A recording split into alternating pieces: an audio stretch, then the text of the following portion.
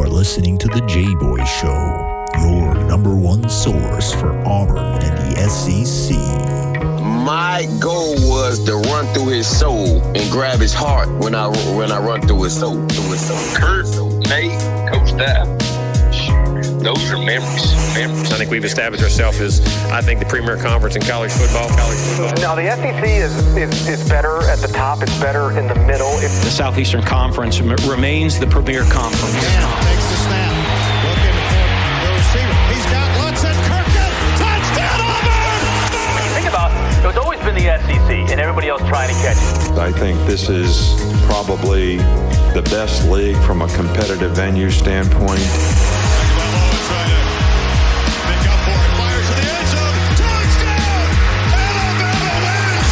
The most capable teams. You just look at those programs, the way they recruit, how they invest.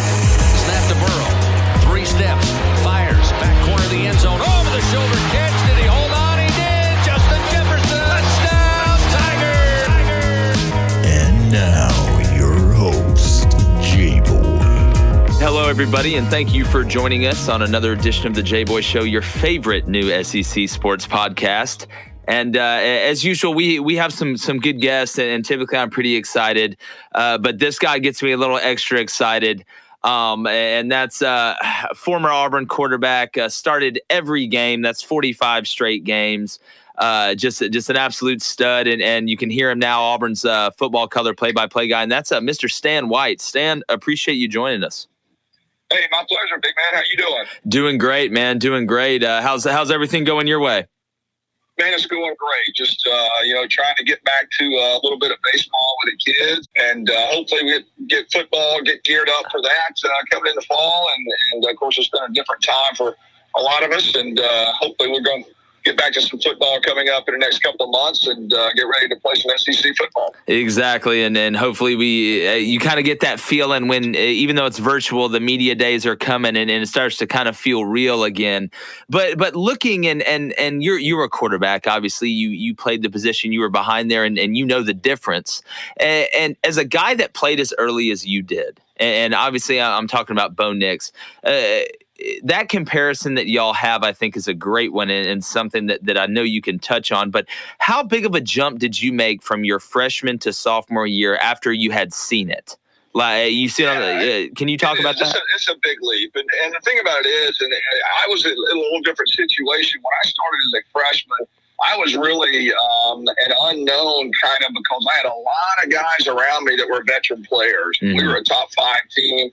And we beat some good teams that year, and we finished on a little bit of a hiccup where we didn't finish like we wanted. And so, but I was really a young guy surrounded by a bunch of veterans. But then my sophomore year, even though I was considered kind of an underclassman still as a sophomore, I became the veteran of an offense. We lost a lot of players going into my sophomore year. So even though I was still young to the position, as far as years go, I was really the veteran of the bunch. So we had a lot of transition, and we struggled some those next year or two until some of those guys caught up and gained that experience, and then of course put it all together my senior year for a special season. But yeah, I mean, Bo Nix is certainly the game as it went on this past year slowed a little bit for him. He had a really good game in the Iron Bowl. So hopefully what will happen is he'll continue that maturation process to where he is seeing the field more. He's able to lead the bunch more. And so I expect him just to take that next step this coming season. Yeah, and you talk about leading and you talk about having that year under your belt. Just before we kind of move on to the offense as a whole, how different was it being able to lead your sophomore year because you had been through it and the people around you, like you had mentioned, were like, okay, this guy's been there, he's seen it. We know that he knows it. Were you able to lead more effectively because you kind of had a stronger voice? Sure. Oh, yeah. I mean, when you've been through the struggles and the successes, and you've kind of been in those trenches, so to speak, then you garner that leadership through your experiences. And so you're able to help the younger guys. And even though Bo Nix was a freshman last year, he went through a lot of adversity at times, playing on the road against Florida, on the road against the national champion in LSU. and almost come out of victories with both of those. And then you had some big games. So he's not going to be wowed by his surroundings this year. Of course, you still got to play in front of 100,000 most weekends when you're playing in the SEC, and you're usually playing a top 10 team. So that's the challenge in and of itself. But at least he won't. He'll have been under those under fire, so to speak, and he'll know how to react. And so that is where your quarterback position, because it is the most vocal, especially on offense. The guys will look at him and say, "Man, that guy's played in the swamp. He's played in Death Valley. He's played against Alabama and Georgia." And so automatically you'll garner that respect from your teammates. Yeah, and again, it's kind of almost like the natural evolution of things, especially when you play as a young guy. But Stan, when you look at Auburn in 2020 and you have some big offseason moves, you have obviously Chad Morris coming in. What difference do you expect? I feel like this is the $1 million question, but what difference do you expect? Do you think you will see offensively from Auburn with Chad Morris now helping Coach Malzahn? Well, I think it's going to be a more of a balanced type of attack. Chad has more of a passing pedigree. Of course, we know what he's done at Clemson. And then he went to SMU and really raised that program up. And, of course, Arkansas didn't go as he wanted. But, obviously they're playing in maybe arguably the best division of any conference in America. So there's a lot of it has to do with who you're playing as well. And so, yeah, I think that he is going to lend maybe more of a passing concept. Gus Malzahn is known to be a run-oriented, play-action pass type of philosophy of a coach, and Chad Morris kind of implements the passing game, pass-first run option. So I think both of those minds will really take that Auburn offense and maybe take it a step further. And I look for the receivers and running backs with Williams, and they'll have some young guys coming in as well to be able to maybe be more receivers out of the backfield more, be that threat of catching the ball out of the backfield. So yeah, I'm excited to see what Chad does with Bo Nix, with the offense, and how he utilizes those weapons.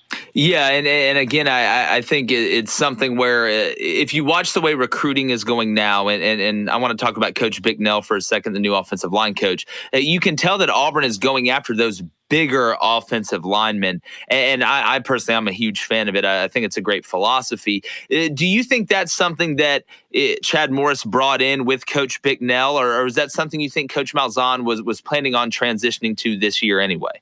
I think a little bit of both. I think that both of them put their heads together and say, look, this is what our philosophy is going to be with our offensive line. We need some big bodies, but we need them to be light and be able to pull, be able to pass block.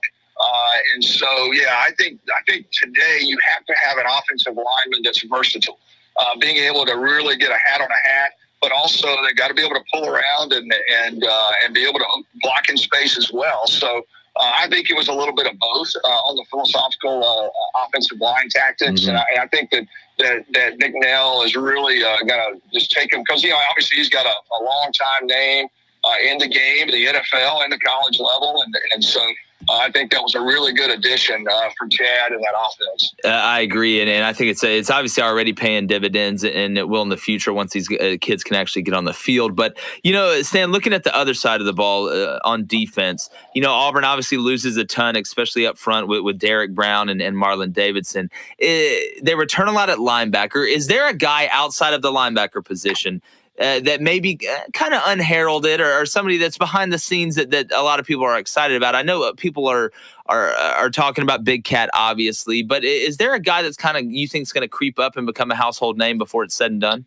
That's the one name that I was going to bring out that I'm looking for him to take that NFL type of step is Big Cat. They did lose a lot on the interior and the exterior because Marlon brought a presence on the outside at close to 300 pounds.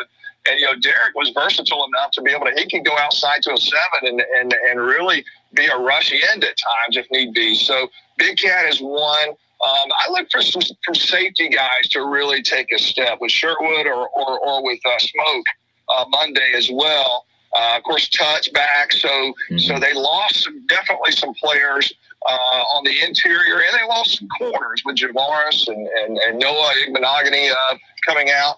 But I really think that they've got a good core, and Kevin Steele he's the glue there. I mean, this guy is a really, really good defensive coordinator. He's got Rodney. He's got Travis Williams. I mean, he's got some really good assistant coaches. So I really look for this defense. Even though they lost a first rounder and a second rounder, I still think that they'll really be a solid core. I agree, and I think one thing that Coach Steele does a really good job of is obviously that they have plenty in the tank schematically. They have an answer for everything, but it doesn't look like it's overcomplicated to the point where there's 40 checks for one little movement. It does always seem like Auburn can align, and you don't see them bust a lot. Can you kind of talk about, I call it addition by subtraction, is being able to have answers, obviously, being able to have nuance and come up with new things every week, and a lot of it's game plan oriented, but being able to say, listen, this is who we are. This is what we do. When it comes down to it, we're probably running this. Yeah, exactly. And you know what? That's what, and you hit a great point there, addition by subtraction. What people forget is they played the national champion down to the wire and only allowed 23 points. Yeah. And they had a chance to win that game. And they really put a lot of pressure, on the quarterback in that game. And Burrow had one of, if not the best single seasons in college football history. And Auburn, and he still threw for a lot of yards against Auburn, but also he created a couple of turnovers. Yep.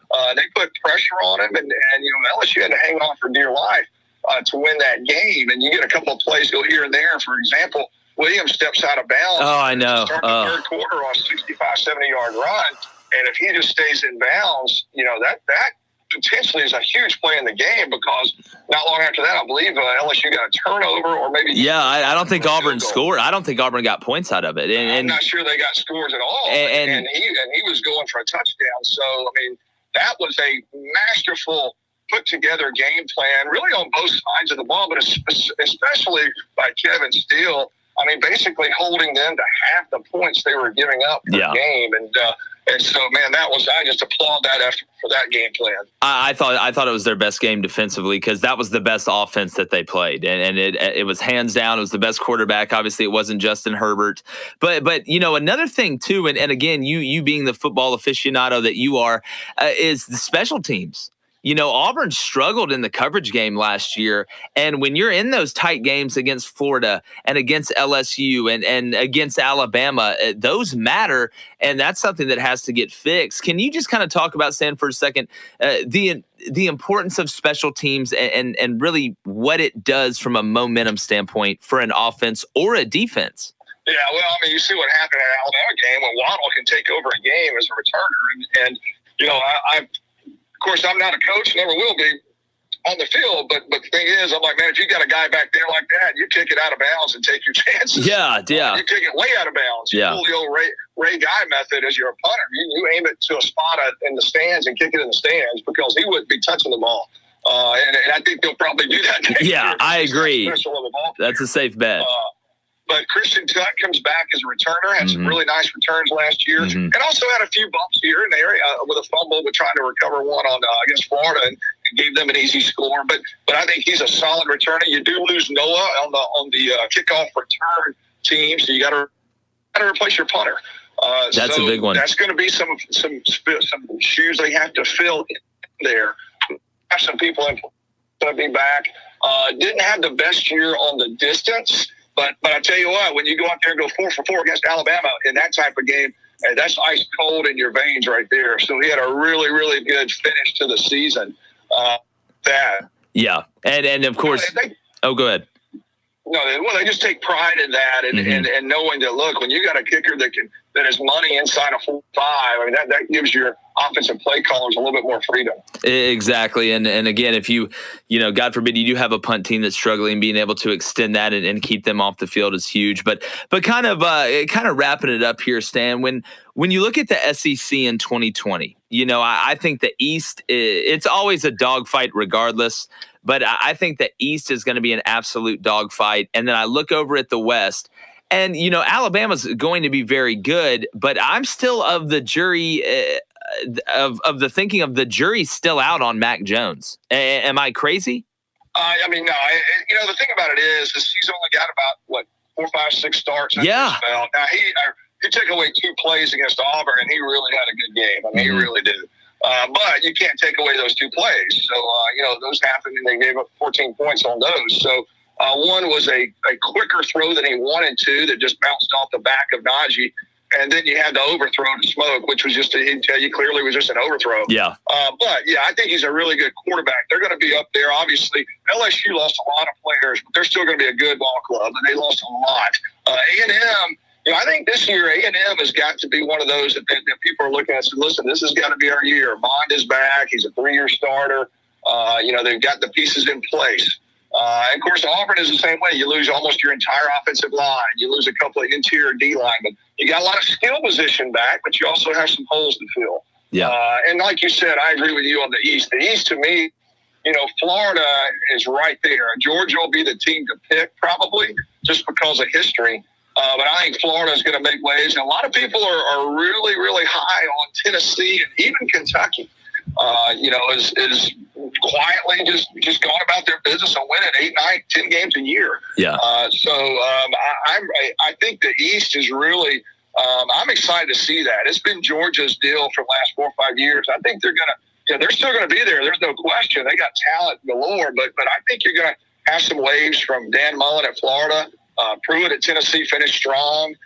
So it'll be interesting to see how it all shakes out. Definitely, and then I'm like you. I can't wait to see how it plays out on the field. But before I let you go, I got to ask you this, Stan. So as a quarterback that played in as many games as you did at Auburn, and I'm just talking about at Auburn, what's the one throw in a game that you had that you considered the best throw? Because there's always that one where you looked at it on film and you're like, oh, that was nasty. What was the one for you that you're like, yeah, that's I dropped one. I dropped one in the bucket right there.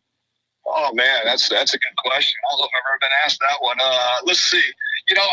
Our senior year, we really had some big games. We beat Spurrier when they were number 4, I think, or 5 in the nation, and we were a couple of touchdown dog, and we wound up getting in a throwing shootout and winning that one. Had some tight throws in that one. One I guess I'm most proud of was maybe my freshman year. We're playing Tennessee. They're ranked 3 or 4. We're ranked 3 or 4. We got into a shootout where I think it's still an Auburn record. We threw it 56 times in that game. And I hit Greg Taylor on basically it was a sluggo, or there was a hitch and go or a slant and go route.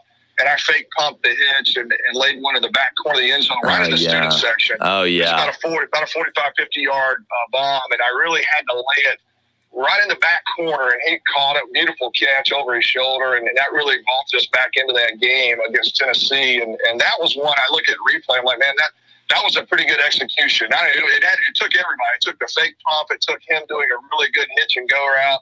And it took me laying it over the top and not out throwing him. So that's one I think back like, man, if I could throw that, I may be still playing in the NFL. But yeah, it was. I had some great receivers, some great players around me, and we lost our share as well, and some heartbreakers. But we really, that senior year, we put together a special year, an undefeated season, and that's one we're most proud of. Definitely. Well, I appreciate you sharing that with us, Stan. And again, man, I appreciate you coming on. I'd love to have you, back on again. Every Auburn fan and a lot of SEC fans know where they can find you as Auburn's color analyst for the football games. But man, is there any place else they can find you on Twitter? Anything you want to drop? Yeah, I'm kind of new to Twitter. I had an account, and then I signed back up this year. So. Man, I don't even know.